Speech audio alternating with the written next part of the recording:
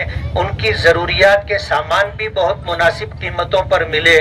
ہمارے ساتھ ساتھ الحمدللہ لوگوں کی خوشیاں بھی دوبالا ہوئیں. مالیگاؤں میں الحمدللہ عبادات کو لے کر کے معاشیات کاروبار تک مالیگاؤں میں الحمدللہ لوگوں نے کام کیا، اور اللہ رب العالمین کے فضل و کرم سے ہم نے رمضان میں 5 وقتہ نماز تراویح، روزے اور اسی کے ساتھ عید کو جس طرح منانا چاہیے اپنے تمام تر حوصلوں کے ساتھ، اپنے خاندان، اپنے دوست و احباب کے ساتھ ہم نے عید منائی ہے.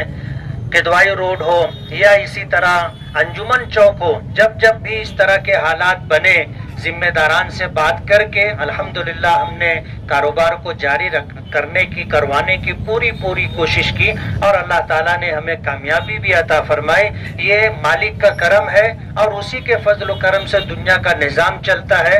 کام کرنے کے لیے اگر کوئی کھڑا ہوتا ہے تو اللہ اس کی مدد کرتا ہے، اور ظاہر بات ہے اگر کام ہی نہ کرنا ہو تو اللہ کی مدد بھی نہیں آتی. کہتے ہیں السعی منی والاتمام من اللہ، کوشش کرنا ہمارا کام ہے اور کاموں کی تکمیل اللہ رب العالمین کے قبضہ قدرت میں ہے.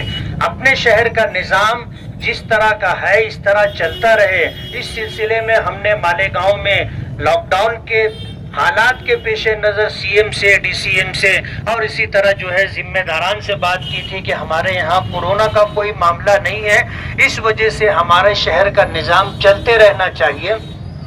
سال گزشتہ لاک ڈاؤن کی وجہ سے لوگوں کا بہت بڑا نقصان ہوا ہے. یہ مار دوبارہ جھیلی نہیں جا سکتی، اس لیے ہمارے شہر میں جب کورونا سے کوئی تکلیف نہیں ہے بلکہ ہمارا شہر دوسرے شہروں کے لیے آج علاج و معالجے کا گڑھ بنتا جا رہا ہے، تو ہمیں اس سلسلے میں سرکار کی طرف سے رعایت ملنی چاہیے. سی ایم صاحب سے ملاقات کی گئی تھی رمضان المبارک سے پہلے ہی، اور ڈی سی ایم سے بھی ملاقات کی تھی، اور الحمدللہ تمام ذمہ داران کے درمیان بات رکھی. رمضان المبارک کا سلسلہ چل رہا تھا. درمیان رمضان ضلع نیوجن سمیتی کی میٹنگ میں یہ بات رکھی گئی کہ مالیگاؤں میں بھی بہت زیادہ ڈیتھ اور اموات ہو رہی ہے، اس لیے مالیگاؤں میں لاک ڈاؤن کا پالن ہونا چاہیے. تو میں نے کھڑے ہو کر کے مخالفت کی تھی کہ مالیگاؤں میں مرنے والوں کی جو تعداد بتائی جا رہی ہے یہ تعداد بوگس اور غلط ہے. قبرستان ہم جاتے ہیں، لوگوں کا انتم سنسکار، ان کی نماز جنازہ، ان کی تدفین ہم کرتے ہیں. ہمیں پتا ہے کہ قبرستان میں کتنے لوگ آ رہے ہیں.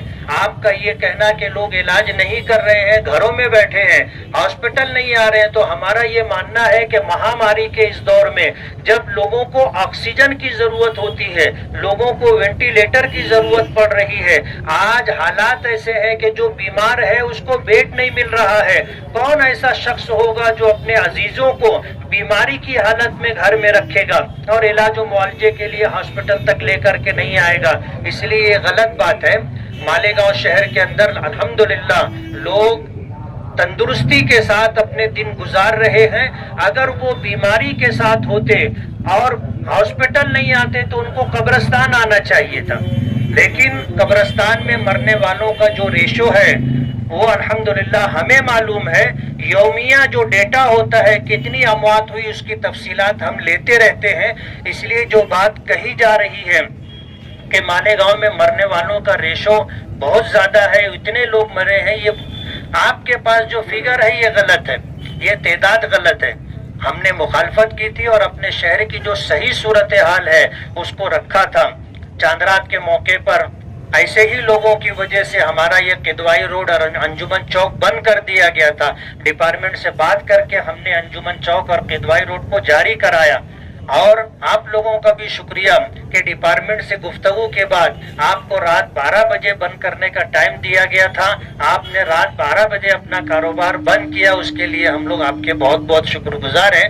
اگر ہم سرکاری آدیش کا پالن کریں گے اور کورونا کے اس دور میں سرکاری گائیڈ لائن کی پاسداری کریں گے تو انشاءاللہ ہماری روٹی روزی بھی چلتی رہے گی، اور اسی کے ساتھ ساتھ ہمارے تمام کام ہوتے رہیں گے. آج اس موقع پر آپ نے استقبالیہ پروگرام ترتیب دیا، میں دل کی گہرائیوں سے آپ حضرات کا شکر گزار ہوں، اور امید کرتا ہوں کہ آئندہ بھی ہمارے اس شہر کے اندر سرکاری گائیڈ لائن کی پاسداری کی جاتی رہے گی. بہت بہت شکریہ.